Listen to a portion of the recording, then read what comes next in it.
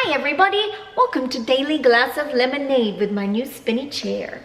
Today we're going to talk about people because right now we have this very unique, never happened before moment in our lives where we're forced to be away from people. When you're away from something, it's an incredible opportunity to reflect and assess and think about what's good for you, what's bad for you, who are the people in your world that make your world better. Who are the people who you make their world better? Who are the people that make your heart happy? And who are the people that you see every day that you're like, God, I always feel yuck when I'm around that person. Or I've always wanted that person to like me and they just don't seem to. Or they're always angry and I don't know what I've done. It's time to realize that you can't make everybody happy and you can't please everybody and not everybody can be your friend. Now, I should say, on a personal level, this is coming from somebody who spent a lot of their life trying to make everybody happy. And I am a fully recovering people pleaser. So no, this comes from compassion. But the truth is we can't make everybody happy. And there are some people in our world that aren't good for us. So while you're in the social distance time and you've got a time, maybe like a list of the people that are yeses and maybe nots, and look at what can I do moving forward?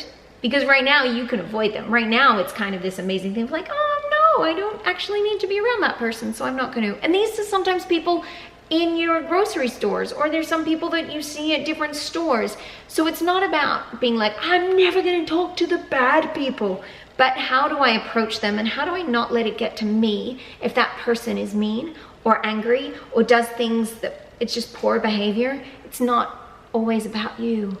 And you don't have to be like, what did I do to cause that? So I have a little scale that I use to help me understand this whole conundrum, and I'm going to share it with you. So I call it my hurt animal and superhuman scale. Over here, we have the hurt humans. Well, they're humans, but they're acting from this part of their brain, their animal brain. They haven't allowed themselves to get up into the cognitive that much. Their amygdala, the little thing in the middle, goes, nope, stop, you're staying in your animal. So hurt animals, you can identify usually people that talk a lot about I or me, I must have this, I have to do that, I need that, you need to do this for me. It's really a very fear-based, can often look angry because angry is a byproduct of fear. They feel very on edge a lot of the time. A lot of people have these people in the workplace and we don't know why we feel yucky. Keep these people at a loving distance. You can offer them love. And I know that you guys were like, you say you love everybody. Loving somebody doesn't mean you have to allow them into your inner circle. So you can offer them love from a distance and don't let them come home with you. And I mean in your thoughts. Definitely don't let them come home with you. But don't let their thoughts and the actions and the feelings, let your body let those go. It's not my fault. They're a hurt animal. They're still stuck over here. And on the other side, you have the people that you should let into your inner circle. The superhumans. The ones that usually have done a lot of work on themselves or have created a world for themselves where they're all about us and we. They'll talk about, I'd like to do that. And that would be nice, but I don't, they're not desperate out of the fear down here to have certain things. And quite often, you'll know them because they talk about you. What do you do? What would you like? How can I help you? They're focused on you because they're good enough to themselves. They know I'm feeling okay, so how can I help others? And that's what determines where someone sits on the scale. I've boiled it down to these three things. Of course, there can be others. But I think the scale gets measured by three things: love, value, and safety. Over here, our hurt animals are not feeling loved, they do not feel valued, and they do not feel safety. And quite often they will give off that in lack as well. They won't make you feel safe, they won't make you feel loved, and they will not make you feel valued or add value to things because they're so afraid that they'll throw you under the bus and make you feel unsafe, or they'll hurt you out of a need for love and make you unsafe. So this is what's over here. And the people over here on the scale, they do feel loved, they do feel valued, and they do feel safe. So these people, that's why they can think about you, because they have enough love, they have enough value. And so now they'd like to know, how can I add those things to your life? Keep those people in your inner circle.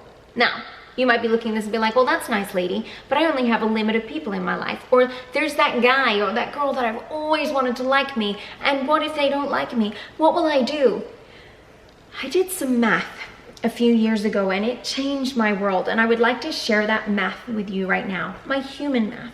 If you're thinking that there's a limit of people in your world that are gonna make you feel valuable as far as friendship, that's coming from a place of fear, because the stats will tell you differently. Instead of spending all your energy and time on one person that just doesn't seem to like you, is always in a bad mood, and just brings so much negativity to your life, think of all the time you could be spending finding other people that are right for you and that will give you love and happiness. And this is why I say this. We're going to imagine, say, you live for 100 years. Congrats, amazing. If you were to live for 100 years, how many people could you meet in this world? Let's see. So, how many minutes in a year? Well, we should know that if you're a Ren fan, 525,600 minutes in a year. Times that by 100 years, so you've got 5,256,000 minutes in your life. Assuming you never sleep. That means if you were to meet a new person every minute of your life, and like, are you a good person? How do you feel? Should I let you into my world? A new one every minute. That's 5,256,000 humans you would meet. Sounds like a lot, right? And that's definitely enough people to find your inner circle of valuable people that jive with you, and you like them, and they like you, and everybody's happy and they're not hurt animals. Well, here's the reality. There are 7,594 million people roughly in this world. A baby was just born, so add one. Yay, baby. But that's how many billion people, 7.5 billion, there are, nearly 6. So we'll say 7.6 billion people in the world. If you were to meet, like I said, a new person every minute, we take out 5,256,000 people, you would still have 7,588,744,000 people that you will never meet, that you will never get a chance to find out if they would like you and if you would like them. So think of all those people out there that are just waiting to find out if you're right for them and they are right for you. Don't spend months or years wondering why that one person just doesn't seem to work for you and doesn't seem to like you or is always mean to you. That's a whole year. That's a whole 525,600 minutes that you've wasted of not finding other amazing, wonderful people. You are an amazing, wonderful person who has all the right sort of people around them to make their life perfectly perfect and imperfect all at the same time.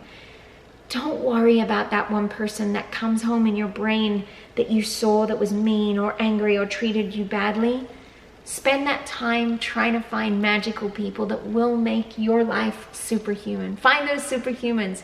You're a superhuman and you deserve them. I hope this helped you.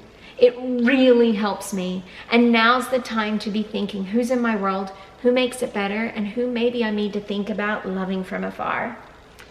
Okay, I'll see you next time, and I hope that this goes home with you tonight. Well, you're there already. Stays with you today while you're thinking about all the people in your world. Bring lemonade into your world. No lemons. No lemons, lemonade. Bring the lemonade into your world. You deserve it.